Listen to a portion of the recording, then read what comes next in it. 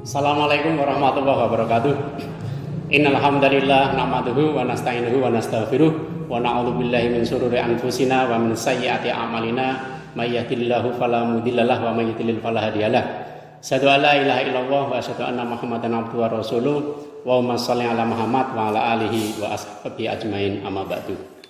Pirsawan yang dirahmati oleh Allah Subhanahu wa taala, pada hari ini marilah kita memanjatkan puji syukur kita kepada Allah Subhanahu wa taala yang telah memberikan kenikmatan pada kita semuanya berupa rahmat, taufik, hidayah, sehingga kita semuanya dapat melaksanakan ibadah di bulan suci Ramadan.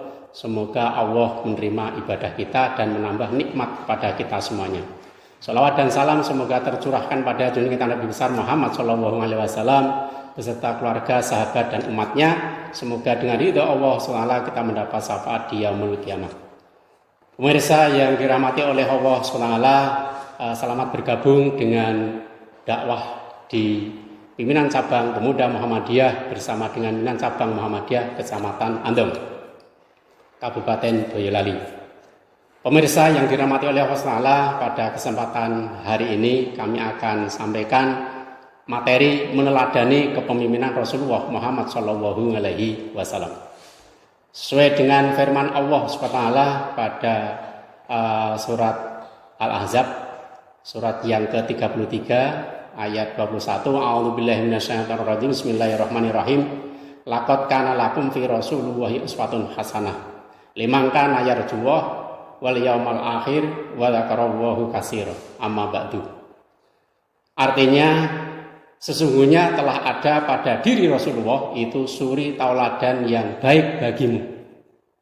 Kemudian disambung pada ayat berikutnya, bagi yang mengharap rahmat Allah Subhanahu wa taala.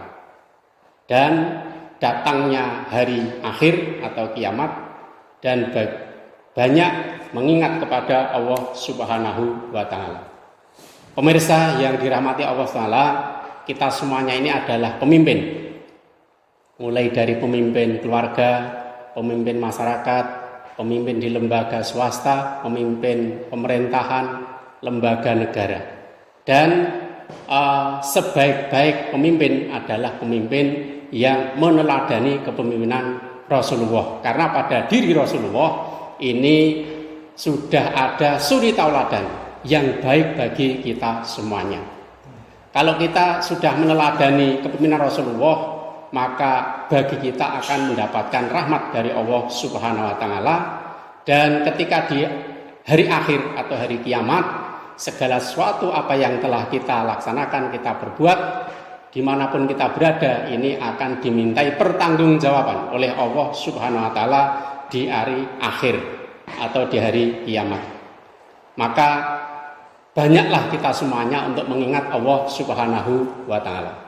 Pemirsa yang dirahmati Allah SWT, sebagian daripada teladan kepemimpinan Rasulullah ini adalah Rasulullah dalam memimpin ini menggunakan kecerdasan manajerial. Artinya di dalam melaksanakan kepemimpinan, kecerdasan manajerial ini ada 3 karakter. Yang pertama adalah karakter religius, yang kedua adalah karakter kerja, yang ketiga adalah karakter sosial. Artinya ketika Rasulullah ini memimpin, maka apa yang ada dalam hati, apa yang ada dalam lisannya, ini diwujudkan dalam perbuatannya. Kemudian yang kedua adalah akhlakul karimah.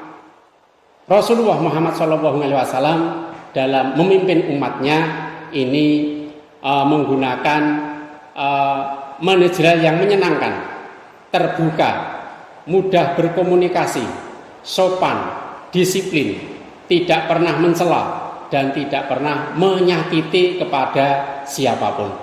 Telah ditunjukkan sebagai contoh dari akhlakul karimah Rasulullah ketika akan berangkat ke masjid, pernah dilempari kotoran, pernah dicaci maki, pernah dilempari batu, namun Rasulullah sedikitpun tidak ada rasa dendam.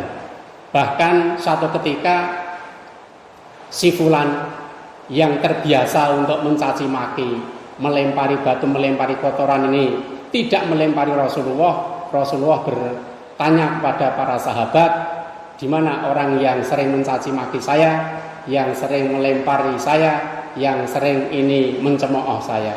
Sahabat menjawab bahwa si fulan sedang sakit.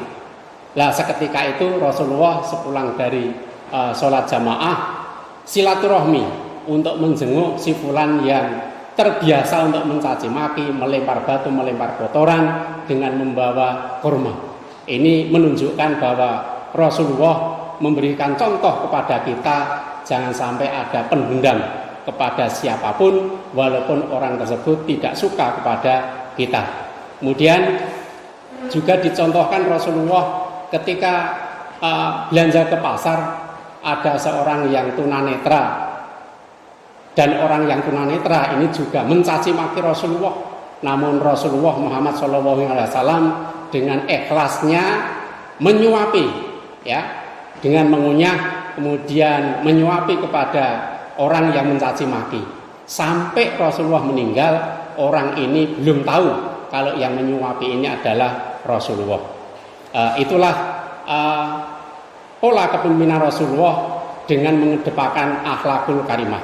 Kemudian yang ketiga, Rasulullah ini adalah pemimpin yang tegas dalam menegakkan hukum dan aturan, tidak pandang bulu, tidak tebang pilih terhadap siapapun.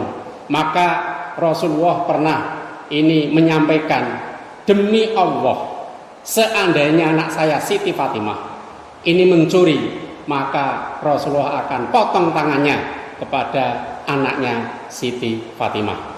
Kemudian Rasulullah ini yang keempat adalah orang yang bijaksana. Suatu ketika ada seseorang yang datang ke Rasulullah. Mereka mengatakan untuk diminta rajam karena mengaku bahwa mereka ini adalah berzina. Kemudian Rasulullah tidak menjawab, menyampaikan disuruh pulang.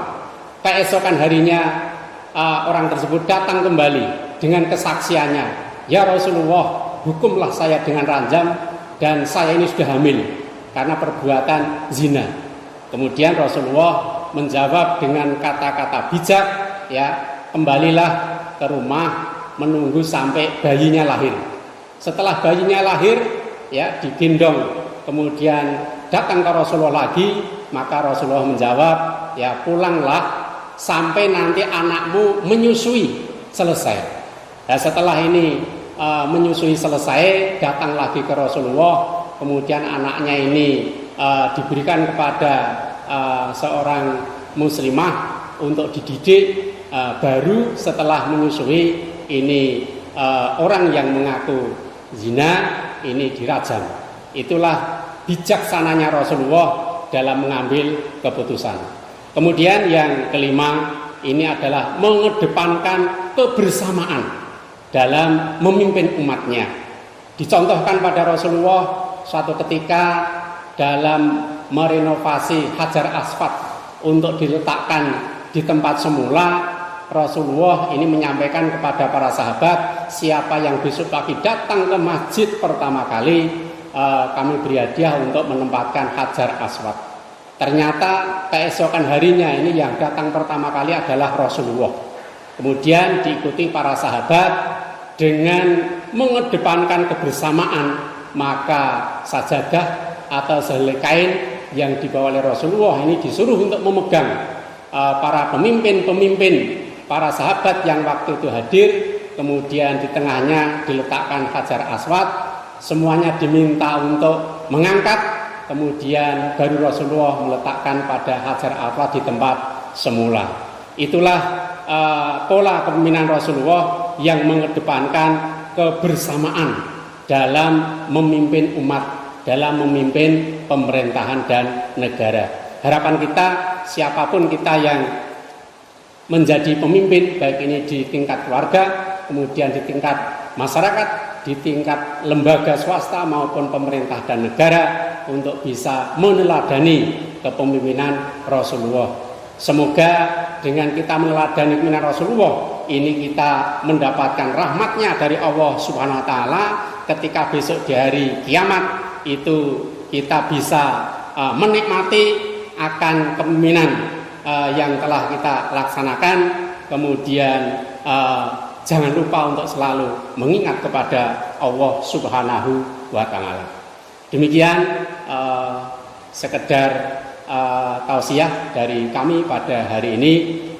Semoga Allah Subhanahu wa Ta'ala mengampuni segala dosa-dosa kita, kemudian menerima ibadah puasa kita, dan Allah SWT segera mencabut COVID-19 dari lingkungan kita, dari lingkungan masyarakat kita, dari bangsa dan negara kita. Semoga Indonesia ini semakin maju dan semakin jaya atas kepemimpinan yang telah mensuri tauladani kepada Rasulullah Muhammad SAW. Assalamualaikum warahmatullahi wabarakatuh.